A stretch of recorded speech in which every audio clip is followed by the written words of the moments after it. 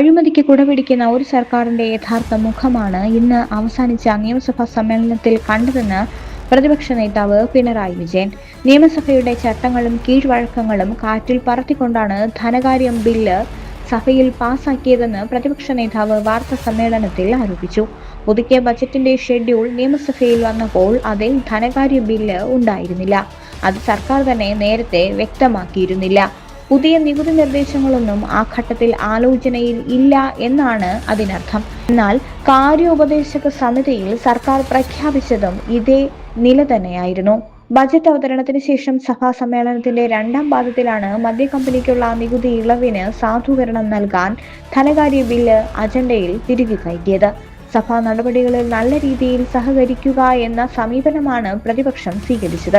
എന്നാൽ ഒന്നിനു പുറകെ ഒന്നായി സഭയെ തെറ്റിദ്ധരിപ്പിക്കുന്നതും തെറ്റായ കാര്യങ്ങൾ അവതരിപ്പിക്കുന്നതുമായ സഭയാണ് കണ്ടത്.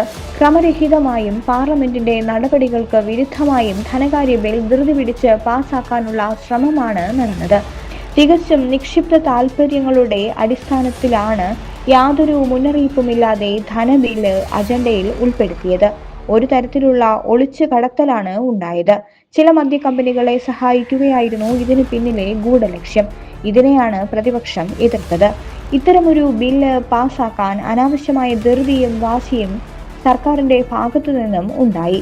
മുഖ്യമന്ത്രി തന്നെയാണ് ഇക്കാര്യത്തിൽ നിർബന്ധ ബുദ്ധി കാണിച്ചത്. ഏത് മാർഗത്തിലൂടെയും മദ്യക്കമ്പനികൾക്ക് നികുതി ഇളവ് നൽകണം എന്ന വാശിയാണ് അദ്ദേഹത്തിന് ഉണ്ടായത്. സമൂഹത്തിലാകെ വൻതോതിൽ മദ്യവ്യാപനം ഉണ്ടാവും. വില കുറഞ്ഞ മദ്യം ലഭിക്കുന്ന നിലയുണ്ടാകും.